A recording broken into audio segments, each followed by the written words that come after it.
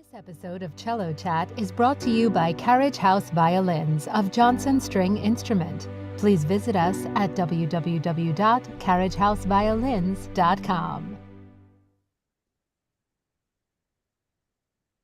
All right. Hello, Cello Bello fans, and welcome to today's chat with Jamie Clark. We're so thrilled to have her host today's broadcast. And today's topic is titled The 5 Keys for Effective Collaboration. All right, take it away. Thanks, Jeremy. Hi, everyone. I'm so thrilled to be here today to talk with you about a topic that I adore and am constantly exploring. But I first want to say what an honor and a pleasure it is to be here with Cello Bello. Cello Bello has been a really special, integral part of my life for many years. When I was working at NEC or studying at NEC with Paul Katz, I was working for Cello Bello, and I have seen firsthand the incredible passion, dedication, so much work goes in at all of these different levels of the organization. So huge thanks to Cello Bello for this incredible resource that is one of a kind and makes us all have access to incredible information. So thanks to all of you at Cello Bello for having me and for having this resource for us. As Jeremy said, my name is Jamie Clark, and I am currently the professor of cello and the chamber music coordinator at Stetson University near Orlando, Florida. And I have a little bit of a presentation for you, and I'm going to be really excited to hear your questions and comments throughout. So please feel free to be writing as we go with questions or comments. I really want to be this in an interactive session, and I know Jeremy's going to pass everything that comes from you to me. So please feel free to write throughout the whole presentation. But before I start, I just wanted to give you a little bit of groundwork for my own interest in collaborative playing and its role in my own life. So I was so fortunate to be a student of David Ying and Paul Katz in undergrad and master's, and a little bit of DMA, and of course having these two giants in the quartet world has made me passionate and excited about collaborative playing for my entire life to come. So and when I was doing my dissertation for my doctorate degree at NEC, Lawrence Lesser was encouraging me to really think carefully about what I would want to study and pursue for that dissertation. And I'm so grateful that he did, because that led me to write a dissertation on collaborative playing and a case study with Bartók's Fourth Quartet. And as a small part of that, the things that I'm going to share with you today are a small part of that dissertation, but in my work for that project, I interviewed members of the Ying, Parker, Juilliard, and Borromeo string quartets, and a lot of the ideas that I have brought to you today are from them. So I'm incredibly grateful to all of those quartets for speaking to me about these strategies for effective collaboration. And the last thing I'll say before diving in is I am very passionate in my own collaborative projects, and it's a daily practice for me to keep working on these skills in my own playing, but I also am a very dedicated and passionate educator now at Stetson at the collegiate level. So it's my hope that some of these ideas help my students at an early age learning to collaborate, and I hope that these will give you guys some new ideas for your next rehearsals. So I'm gonna go ahead and try to share my screen and we'll get going. Jeremy, does that look okay? Yes, that looks great. Thanks. Okay, so before we start talking about these keys for effective collaboration, I wanted to indulge a little bit in these ideas of the gifts of chamber music and why chamber music is kind of like a holy grail of music making to me, and hopefully to many of you joining us as well. So the first one, and thinking about this for me, is the repertoire.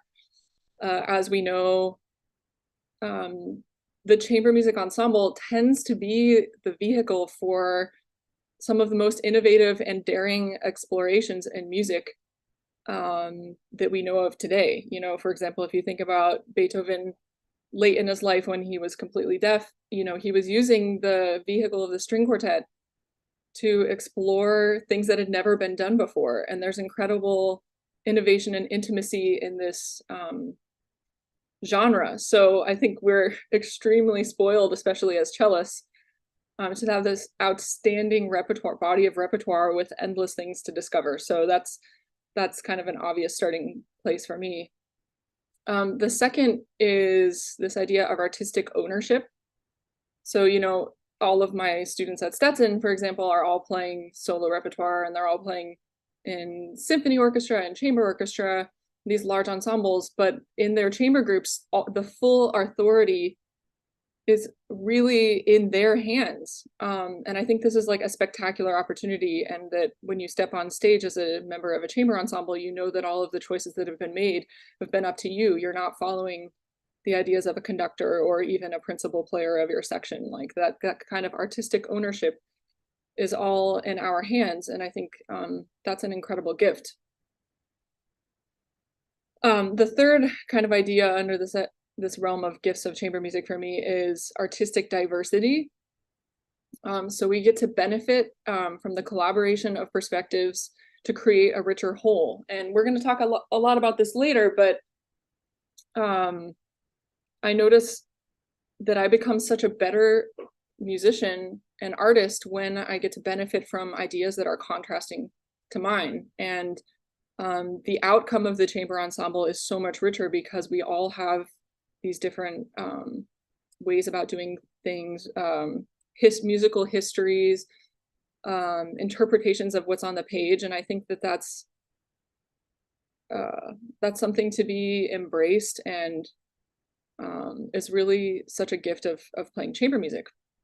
Another thing, there could be a huge list here, but in the interest of time, the last thing that I was considering is this idea of travel size. I love that chamber music ensembles are perfect for active engagement in the community because we can travel easily, we can fit in small spaces, we can appear in our community in areas that might not expect classical music to appear. So I think that's, and being there in a collaborative role, not just as a soloist, I think is a great model for our society as well. So before we get into the five keys for collaborative playing, I would love to hear from some of you, if you're not feeling shy. What has been your experience in playing chamber music? I'd love for you to share any highlights or any challenges. This is a safe space, but I'd love to kind of get a little bit of insight as to what some of your experiences have been before I start sharing my own ideas.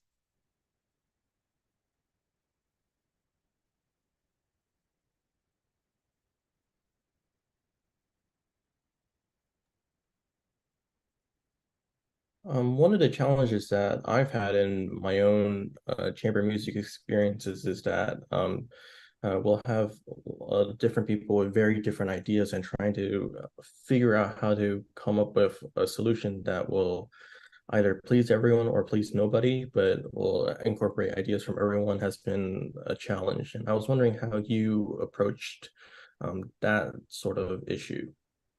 Yeah, absolutely, Jeremy. We're going to talk, that's such a good one. And that's a very common one.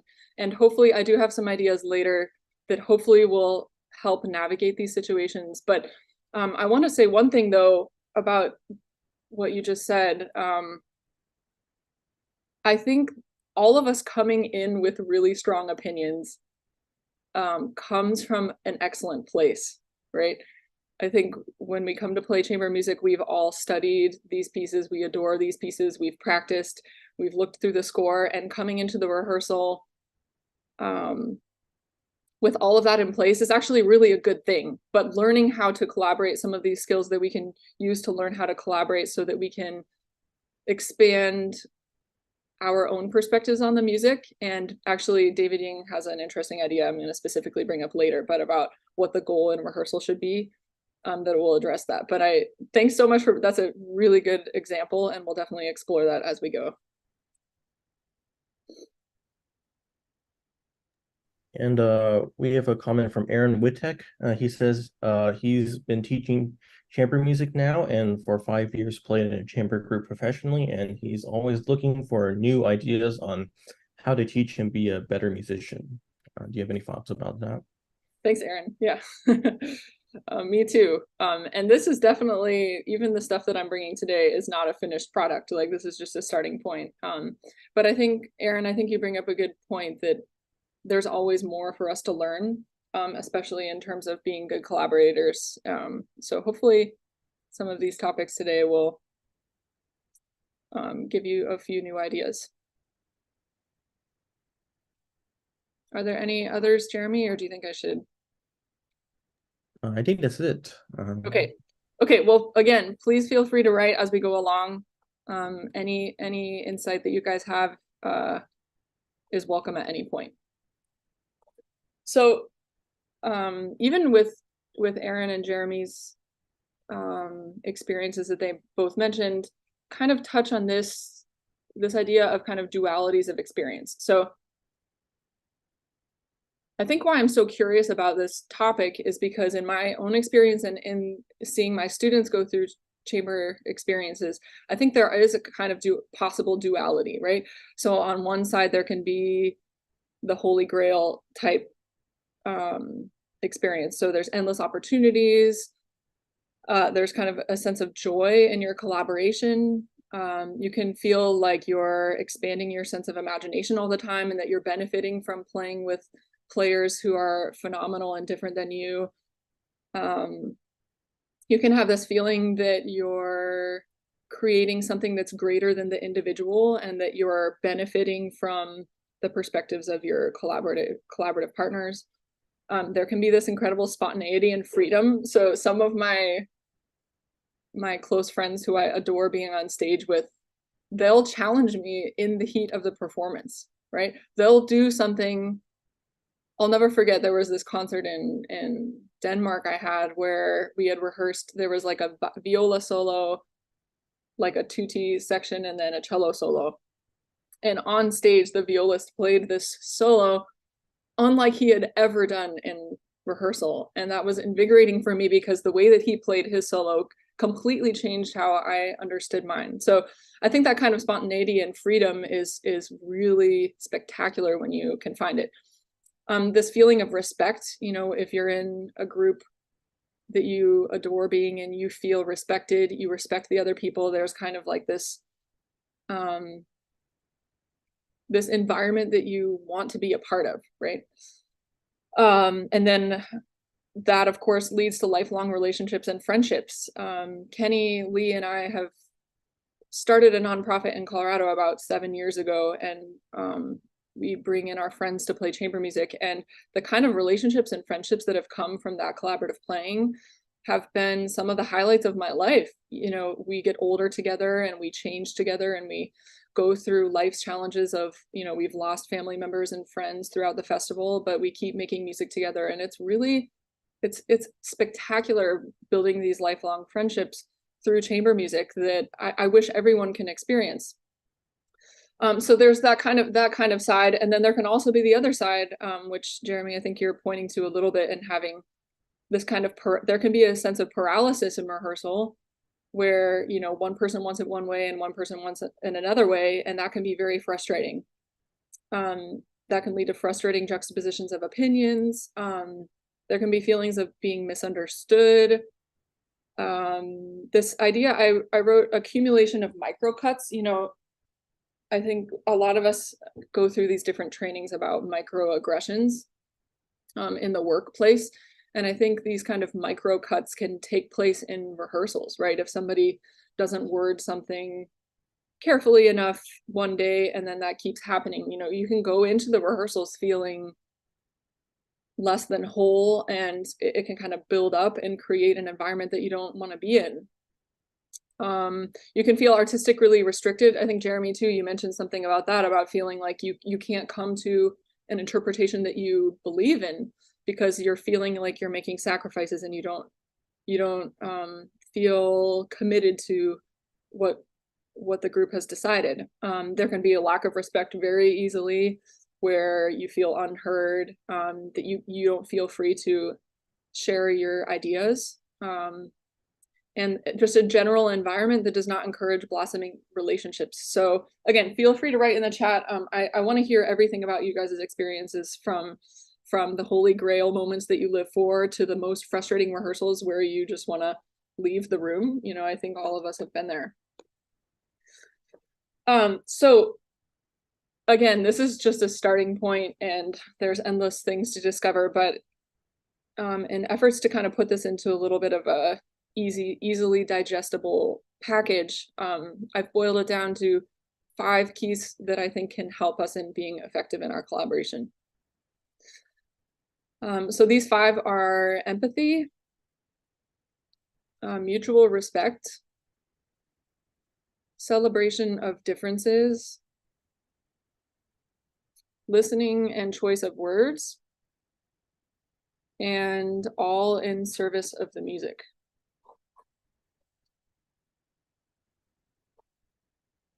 So I'd like to kind of explore each one on its own. And Jeremy, feel free to interrupt me if we have questions that pop up. But let's start with empathy. So the definition of empathy is the action of understanding, being aware of, being sensitive to, and vicariously experiencing the feelings, thoughts, and experience of another.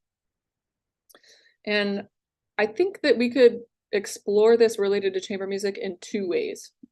And I wanted to start with the playing side of things. So I remember in a conversation I had with Roger Tapping, he was talking about how deeply empathetic we need to be in our playing. So for example, if your peer has a melody, going into that section with the goal to deeply understand what your colleague is trying to do with that melody, right? Timings, colors, emotion, like your entire intention is to try to understand what that person sees in the phrase and how you can contribute and help realize that version of the phrase.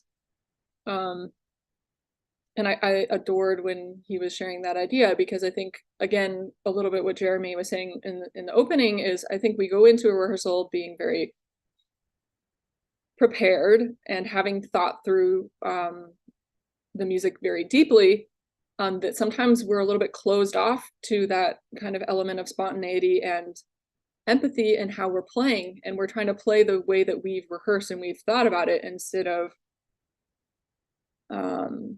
being present and being empathetic in our playing. There's a couple other ways that there's infinite ways, but there's a couple other examples that might bring this to fruition too. So for example, let's say I'm the one with the melody, and if I'm looking at only the cello part, you know, it might be long note values with phrases, and I want to be indulgent and expansive.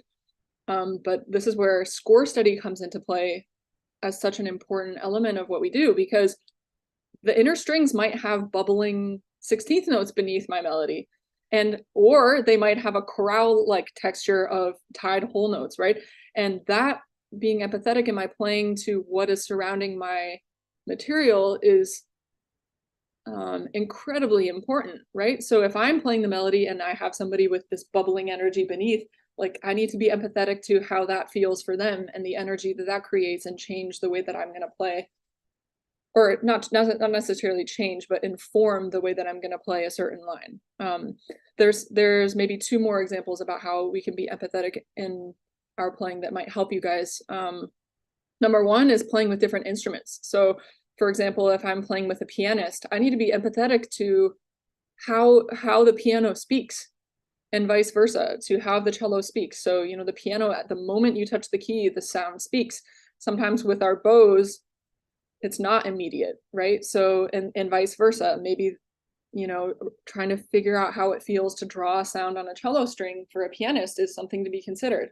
Same thing with playing with singers, for example, like their approach to breath and breathing between phrases is something that I can be empathetic to.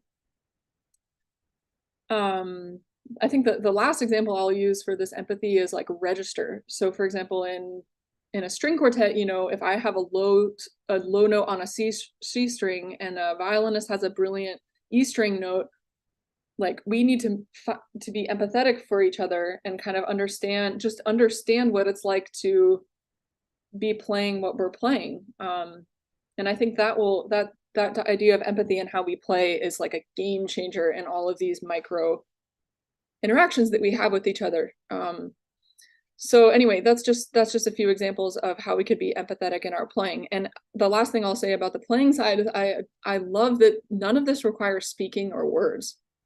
This is all about how we're being mindful to each other in the moment that we're creating sound.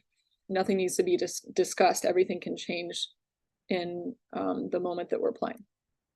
The idea of being empathetic in our speaking, the idea of choice of words we're going to dive into more later, but I think constantly trying to understand where another person is coming from when they're saying something is something to keep in mind.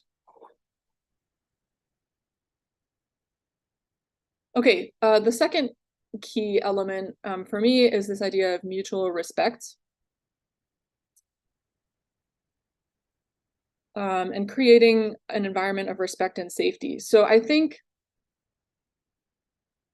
I don't think much can really happen without mutual respect, actually, in a chamber ensemble. And when you have respect for each other and you practice respect for each other daily, that enables us to have open minds in rehearsal and embrace contrast of perspective and interpretation. So for example, if I'm playing a string quartet and I have high amount of respect for a violinist I'm playing with, if he comes in and has an idea that I haven't thought of, or he wants to do something that's in huge contrast to the way that I perceive it, I'll have an open mind and be willing to try it because I respect him.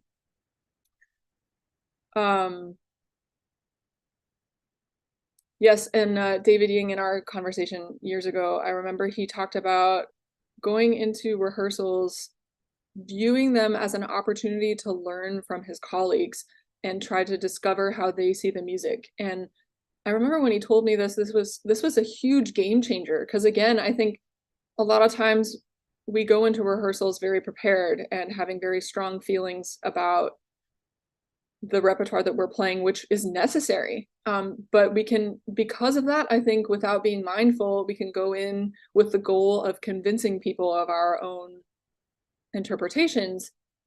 And I think this suggestion from David Ying about viewing the rehearsal as an opportunity to see it other people's way and to challenge our own beliefs and contribute through our playing, but not trying to dictate our own interpretations fully, is a complete like 180 reversal of what a lot of us do in rehearsals.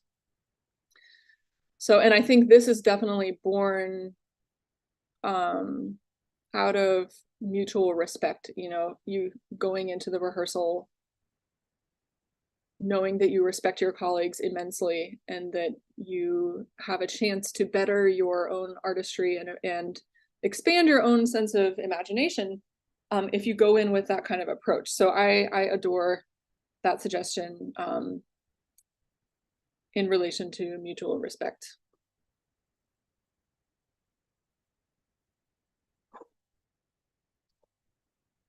Okay, the third kind of key in these collaborative skills is the idea of celebration of differences. I think this one can be viewed, you know, people can either really find a way to celebrate each other's differences, or this can be the downfall of a group, in my opinion. And I've seen it happen, and I've felt it happen in my own work multiple times. So the idea is that we can kind of find chemistry in variety, and that we can embrace diversity of thought and approach. So A couple of examples in preparing for today, I was thinking of some situations, and again, if you have some, please feel free to write them in the chat. But a couple of examples that came to mind for me is, you know, you could have somebody who's very detail oriented in the group, right? That they want to fix every tiny detail. And then there might be somebody who is generally more large scale oriented, and they're really preoccupied with large scale architecture and feeling what it feels like to play through the whole movement, and it's positioned at the heart of the larger work, right? And that in a certain situation that can cause friction, right? We can fight that diversity and say, oh, that person only wants to run it, or oh, that person always wants to stop, right? But I think actually the group can be a better, stronger ensemble because of the benefit of both of these, right? So if sometimes the detail person is catching details and sometimes the other person is not letting us lose sight of the larger architecture, like that really can make us richer as a whole, with that kind of idea of mutual respect and celebrating each other's differences. Another person might be really preoccupied with tone colors, right? And then another person might be I don't know, like really a stickler for true intonation. And if you can zoom out and see how these can make the group better, that creates like an enormous opportunity for the group rather than getting frustrated with one another.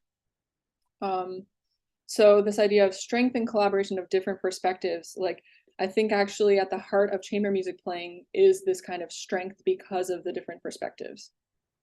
And if we slow down a little bit to enter these collaborative spaces and be aware and mindful of this, I think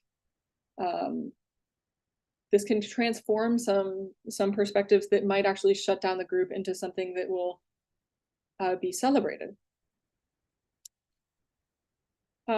This last one that I wanted to mention is the development of our own artistry. So I think sometimes we can feel afraid of criticism or afraid of different ideas or somebody pointing things out about our playing, and it can be viewed as scary or hurtful. But actually, I think when we're playing, let's say if we're playing in a string quartet, we have the benefit of having 8 different ears and 4 different minds and 4 different musical backgrounds, right? And that can make me such a better artist. So if I go into a rehearsal and somebody wants to do a different tempo or a different timing than me, like that challenges my own perceptions of music. And if I can play the same phrase multiple different ways with equal commitment and belief in what I'm doing, that makes me a better artist, you know? And if somebody hears that I'm not matching articulation or that I'm getting stuck or what, you know, infinite possibilities here, but that will make me such a better artist than if I'm just in my own practice room playing all by myself. And it's really, I think then we can transform this information that we learn from our colleagues into a spectacular gift instead of potentially hurtful criticisms. And then we're going to talk about how to word things in a minute. But anyway, so I think getting to play with other people, you can really view it as an opportunity to develop your own artistry and challenge your own ways of thinking and be better because of that, and celebrate the differences of everyone in our group. Actually, I have a fun memory at Stetson. We hosted a load bang ensemble last year as a ensemble in residence. They're phenomenal. If you haven't heard them, go check them out. But I remember they were telling our students about how one particular member like really likes to have a coffee break at 3, and so now the whole group goes to get coffee together at 3. And that was just one microcosm, but I think that was such a beautiful example to me of embracing each other's differences. Or, you know, someone doesn't like to rehearse in the morning, so they don't, you know, they're trying to find ways to empower each other and find ways to celebrate what everyone brings to the table instead of being frustrated at each other's differences. So, okay, number 4 is the idea of listening and choice of words. So recently I've actually, in the last few months, I've been learning about this idea of compassionate listening. And I think the idea of compassionate listening is being fully present and fully engaged with the person who's either speaking to you or playing. And I think this is a really valuable tool in collaborative settings.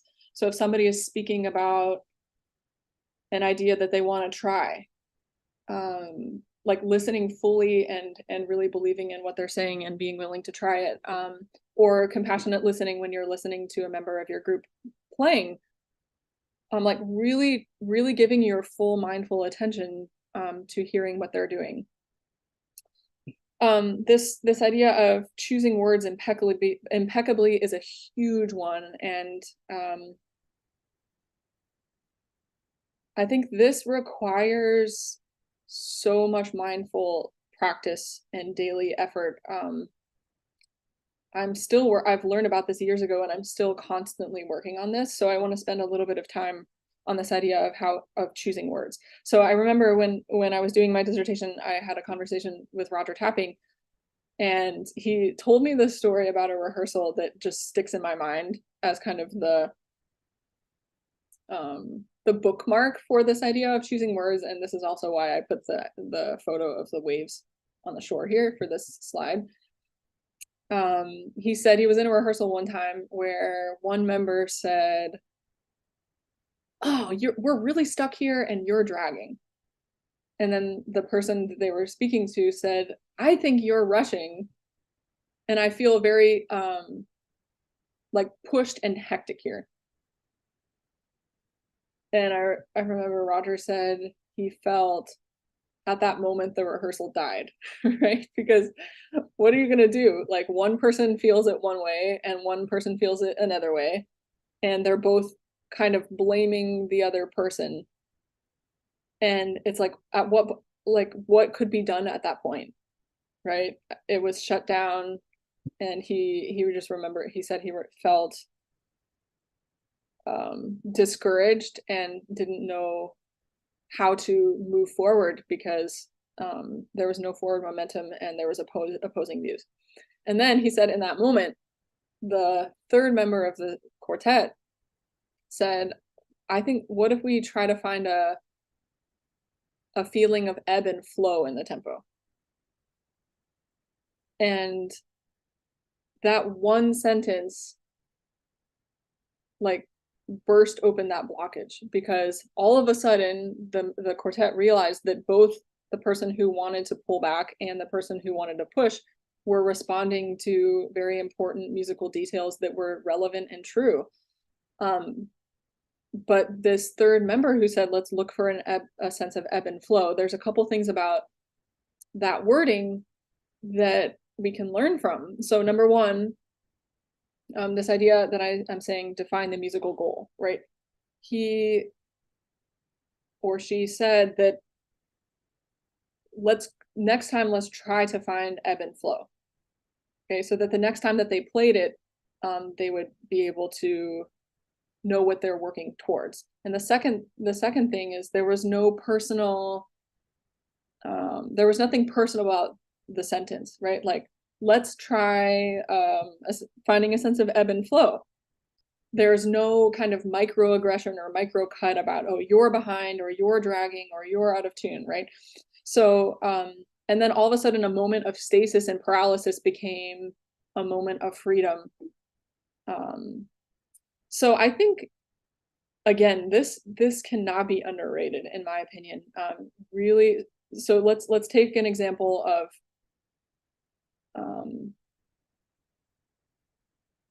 we can stick with the example of tempo for now. So let's say that you're playing in a rehearsal and you feel stuck, right? The worst way to word that would be you're dragging, or we're too slow, right? Because then what happens is the next time you play it, you try to not do something, which is completely useless. You know, so people like to use that example of the pink elephant, right? And they're like, don't think about a pink elephant. And then obviously you're thinking about a pink elephant. So if you don't want somebody to think about a pink elephant, you should tell them something to think about that's not a pink elephant, right? So I think this idea, you feel stuck, right? Then you can transform it into, okay, what could I say for us to try? So you could say, can we try it again with a sense of flow? Could we try with more propelling momentum, right? So that initial sensation is correct, that you feel stuck, but with a little bit of mindfulness and careful wording, you contribute something positive for the group to strive for in the next iteration. And these things build up, right? So if every single time that you address the group, you're giving something to try instead of a judgment or a criticism, that completely transforms the working environment. Okay. And then the second, so defining the musical goal and slowing down enough in rehearsal to consider how you want to say something. Because sometimes we're just so wrapped up in the moment that we quickly say, oh, we're too slow, or, oh, you're out of tune. And like, we don't even think about it. Right. But I think slowing down and saying, hey, could we tune this chord? Or what if we tried a more spinning vibrato here? Or, you know, whatever, that kind of mindfulness and wording is a game changer. Okay, so defining the musical goal, what do you want to achieve in the next run through the passage or the next performance, rather than focusing on what you perceive to be wrong with it. There's always a flip side. And then the second element of choosing your words impeccably is being inclusive in the invitation. So trying to ask if we can try something, or what if we, you know, instead of anything that seems accusatory, can shut people down and close people off in the rehearsal process. So I put this idea of mindfulness in the end because it requires so much effort and mindfulness to practice this way of speaking to your colleagues, because again, our initial approach can just be quick and say, hey, this is out of tune, we're dragging, you know, whatever it may be. But if we have that mindful way of delivering information, it contributes to the morale of the group. It gives us something to strive for, and it makes people feel safe and respected. By the way, Aaron Wittek says, love the finding ways to empower each other. Thanks, Aaron. Yeah, actually, I think the next slide has something specific about empowering each other, but yeah, it's a completely different way of thinking. You know, again, because we're so passionate about our craft and our artistry that we go in with strong emotions. But I think hopefully these tools we can partner with that same drive and learn how to make each other feel empowered. So thanks for mentioning that. Okay, the fifth of these 5 key elements for me is remembering that everything we do is in service of the music. So keeping at the heart of what we do as the question, how can the music thrive? We're all here to help the music thrive. Sometimes we get in the weeds a little bit, but we all have that goal. And I think the music thrives when we have full personal investment by all members of the group, right? Where every single person feels that they matter and that they can be free, and that they're fully invested in their playing, that we're all working towards the same goal. And drawing the best from each other. I think this goes a little bit back to what we were talking about with being empathetic in our playing. Like, we want everybody in the group to feel like they can play their best, and that they can feel free and they can feel inspired and they can feel engaged, right? I think when things start to go south in rehearsals, or with a lack of these things, you know, with a lack of mutual respect, with fighting each other's differences, then people start to withdraw from the group, and yeah, that affects the music making, and it affects the quality of the artistry. And I think going into rehearsals with this idea, thanks Erin, for encouraging each other and empowering each other,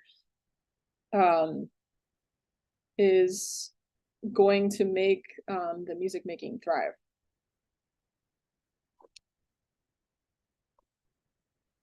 So I do want to make sure that you guys get to ask questions, and maybe you can share more of your experiences and we could workshop them. But before we do that, I just wanted to zoom out a little bit, because I think what we're talking about some strategies for playing well with others in chamber ensembles, but I think that all of these topics that we're discussing today are incredibly important in just being human beings.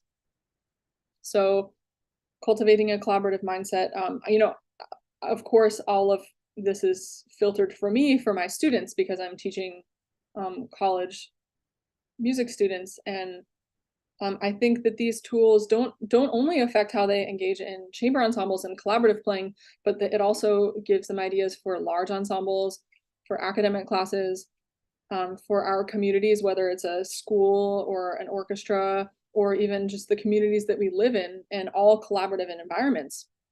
And I've got friends who are non-musicians who are working in tech and are working in the medical field, and they're working in like consumer related fields, and I hear all of the same challenges that we face in chamber ensembles. So I think it's my hope that some of these tools we can use outside of the realm of chamber music, and any kind of, or they can be effective collaboration and leadership in any profession and environment. And a lot of the cases are at universities too. Our students aren't necessarily going to be only playing in orchestras, or they might not even continue in the music field, or they might continue in professional quartets, right? But I think the idea is this, that these principles can help us be better leaders in our communities. I mean, thinking about our political scheme too, it's like, it feels like people are even unable to befriend or like sit at the dinner table with people who have different perspectives than each other. So this idea of celebrating each other's differences and compassionate listening, I think, are necessary not only in our rehearsals, but just in our daily life. So my aspiration in today, again, I'm so grateful to be here with Cello Bello, and this is still a continuing exploration for me. But I hope that this is a kind of a starting point for you and gives all of us tools to help find joy, peace, and freedom in collaborative playing.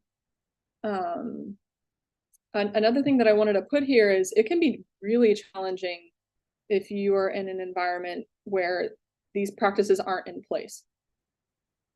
Right. So if there's already an existing culture of a lack of respect, or a lack of compassionate listening, it can be really challenging to practice these practices in an environment that's already not in alignment.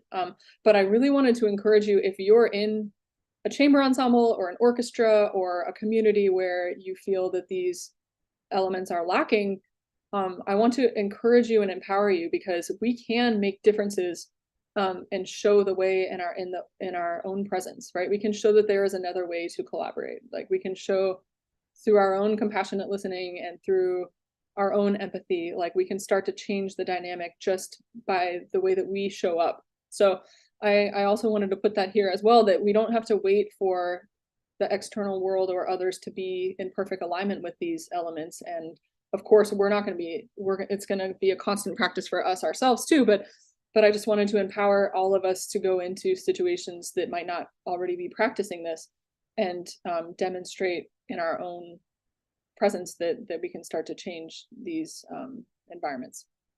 Yeah, so this idea of no mud, no lotus, you can't build lotus flowers can't grow out of concrete, like, or glass, something clean. It comes out of these messy environments. And the painful experiences I've had have made me more curious about skills that we can take from these expert chamber players, how we can do better for each other, because of the kind of sticky situations that I've experienced and that I've heard from friends. So some questions for you. Feel free to write any of these three, but I'd love to hear from you. Are any of these ideas new for you? Are there specific situations you've had in a rehearsal you'd like to explore together? And then another possible question for you is, what is one takeaway that has been most helpful to you?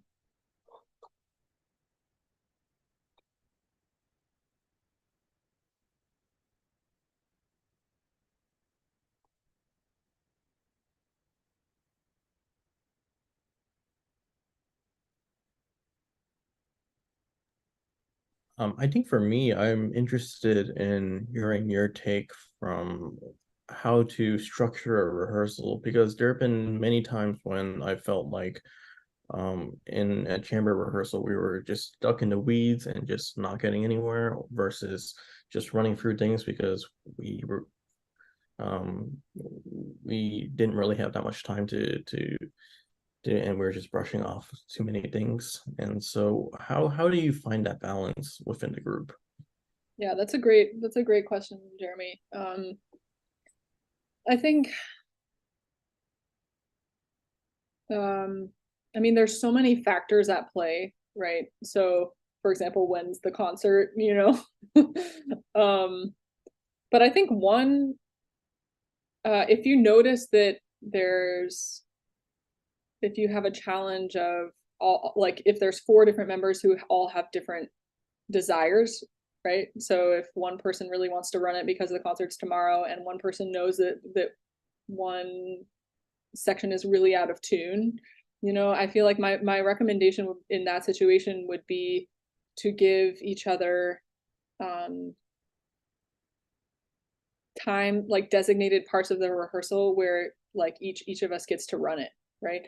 So if you have 2 hours and you know that you're in a situation where people really have different desires, I think you could divide the time into quarters and say, hey, like 30 minutes, maybe 30 minutes, this person, like they have some really high detail work that we can do, and like it'd be great for us to fix that. And then if you're the person who wants to run it, say, hey, we're going to spend the last 30 minutes of rehearsal running it, so that you can kind of come to a situation that is benefiting from all 4 of your perspectives. I don't know. I think that would be my initial suggestion. Of course, it's, you know, it really depends on where you are at your process, but I think allowing for flexibility within the 2 hour period to accommodate the diversity of ideas within the group would be a good way to experiment. Thank you. And do you feel that as you get older and more experienced, do you find that rehearsing with chamber groups, whether with new players or players that you've played with for a long time, do the rehearsals get easier over time, or do you consistently find new challenges to overcome? Yeah, that's a great question. Probably a little bit of both, because, you know, there's people that I've played with for 10 plus years, and we've kind of developed our own culture in a way, you know. So for example, with the Flatirons Festival that Kenny and I started, like, you know, we're specifically bringing our friends to come play with us, and we've been doing it for so long that it just feels like going back home. You know, you don't even have to talk about any of these things, because you show up and you naturally respect each other and you have a joyful time.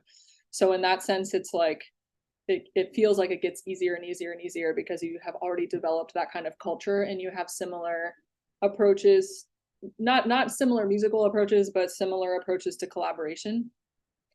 But then on the flip side, you know, the older I get, the more new experiences I have. And I play with people who are from completely different backgrounds and different trainings. And I think those situations are constantly teaching me new lessons for me to discover. And, you know, what I was mentioning in the previous slide about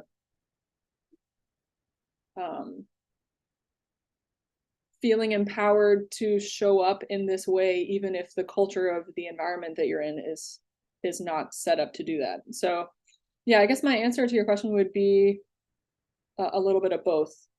Sometimes you just hit it off, and sometimes it's really challenging because you're playing with a group of people who are used to not listening to each other. They're used to coming to rehearsal with their own way of playing, and if you open your mouth, they view it as a threat to their music making, and that can be very hard.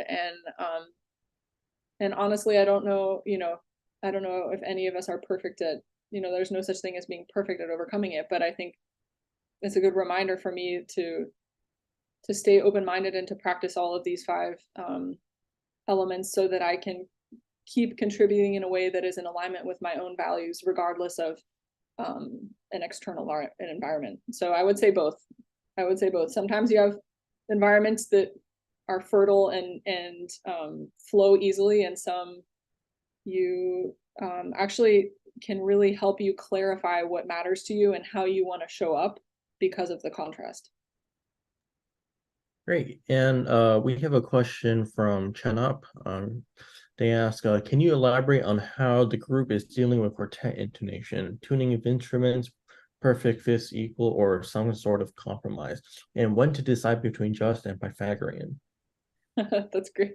Spoken like a fan of cello mind. That's great that you're so thoughtful about intonation and even aware about the different types of intonation. While I'm starting, can you tell me what instrument you play and what kind of ensembles you play in?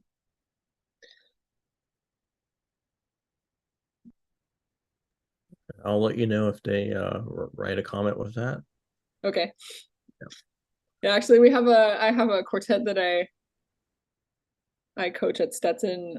Maybe some of them are watching, so they'll laugh. But there was one day in our coaching that I started talking about tuning their fifths tight because they're in a string quartet. So if we tune to the piano equal tuning like the piano in a string quartet, our C's will get really low, our C strings will get really low, and the E strings will get really high.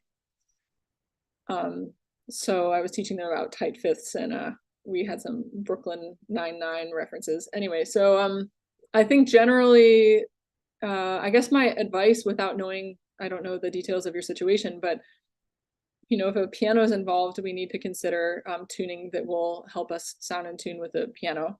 If you're playing with strings only, keeping things as tight as possible so that we don't have that huge gap between the E string and the C string.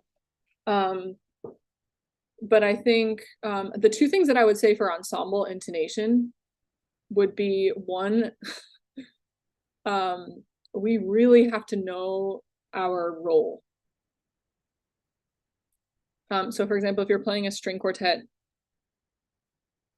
if I'm playing a bass line and I'm playing an E, like an E in the bass line, if I'm the 3rd of a major chord in a C major chord, that E needs to be in a different place than if I'm playing, the root of an E major chord, right? So the being aware of what your role is in the harmony is extremely important. And I think the second, it might sound kind of basic, but like keeping your ear open. This is kind of empathy can even go to intonation as well too, because like, you can practice and sound in tune with yourself, but then as soon as you're in a quartet situation, keeping your ears open and adjusting intonation because somebody hears an interval differently than you, right? You need to be that kind of flexible. And the E that I play, again, if I'm playing the E as the third of a C major chord and the viola has the C, like that's going to be a completely different E than if it's in a different context. So, and I think without getting too complicated, I think reading Cello Mind and learning about Pythagorean tuning and different tuning systems is so important, and studying the scores to know what the harmonies are is so important. But I think a simplified way to talk about this would be to constantly keep your ears open and be willing to see things a way that you might not have seen in your own individual practice. So like being willing to adjust and listening very carefully and not being too stuck to your own ways is important in intonation as well. Chinap says, I am learning cello, just got curious from my math-oriented background. I play with sometimes in the mass group ensemble. Oh, that's awesome. Yeah, so you probably know more about the math side than I do. Well, hopefully some of that's helpful. Yeah, I think it really depends on what the instrumentation is, so if you're playing with piano, the piano can't change, right? So and keeping your ears open, just keeping your ears open and making sure that you're matching the piano versus if you're in a string group, like it's going to be more beneficial to have the tight fits because of the nature of the group. But I think keeping an open mind, keeping your ears open, and also trying to understand the context. I can't remember. I think it was Paul Katz who told me, he can correct me if I'm wrong, but I think at one point he told me in the Cleveland Quartet, he and another member like really heard thirds differently. And they had to spend months, or if not, a good amount of time learning to hear thirds the same way as each other, right? So I think that's again points back to collaborative mindsets, specifically in the string quartet realm. Thanks so much for your question. Yeah, and we have another question from Aaron. He says that I have realized at times someone's frustrations or poor attitude has more to do with them being aggravated that they are not playing well and or they are not sure how to communicate effectively. Less talk and more play seems to be a good way to go about things if nothing is really getting done due to too much talking or not sure what to work on. Any thoughts on rehearsal procedures? Yeah, thanks, Aaron. That's a really great point. Actually, another thing I remember David Ying talking to me about when I interviewed him was so let's say you play through something, and this is exactly what you're talking about, Aaron. Playing through something, and then if you notice things that you'd like to change, playing it again and trying to show more clearly in your playing what your idea is. Because sometimes, we'll have the tendency to stop and try to talk about it, but actually the real problem, like our colleagues are actually really ready to adapt to our idea. We just didn't communicate it enough in our sound. So thanks for mentioning that, Aaron. I think that's a really good point and again, David Ying's recommendation was, next time you play that section or next time you play through that passage, really like exaggerate or try to show in your sound or ask it if you're really showing what you want. Because it's possible that there doesn't need to be there doesn't need to be verbal communication. It can be all musical. And yeah, you're right. Words can make things sometimes complicated. You can actually, I've actually had this in rehearsal sometimes where you both agree on something. You're just saying it in a way that is being misunderstood. So yes, I think that's a great idea. Playing, more playing and less talking. I do think you mentioned having kind of a negative atmosphere in the group. And I think all of the topics that I mentioned today can contribute to that, right? So if you don't respect each other, if you're not really listening to each other, if you're annoyed at each other's differences. So like, I think in an environment where you're starting to notice a negative working environment, like I think that's an opportunity to get curious about what we could do differently to change the energy, right? So maybe I can listen carefully to what somebody's saying, or maybe I can try other musical ideas that aren't my own, getting kind of curious about that, how you might change the energy, because it doesn't take 4 people to change the energy of a room, it only takes 1. So but thanks so much for that comment. All right. If you have any last minute questions, please put them in the chat. We are close to the end of our session, but are there any last or closing thoughts that you'd like to give us, Jamie? Well, I've thrown a lot at you. I'd love to hear if there were any important or helpful takeaways. What kind of stood out to you guys? That would be helpful for me. But I think the last thing I would say is I just hope I think chamber music has the potential to be something like worth living for. And I hope that some of these ideas can give you tools in your collaborative playing and your life to help you feel more joyful and free and positive in working with other people. So I hope something here is helpful, and that you get to experiment with these ideas. Okay, thank you so much. I think that will be a wrap. Please join us next time for our next cello chat. And thank you so much, Jamie, for your amazing insights.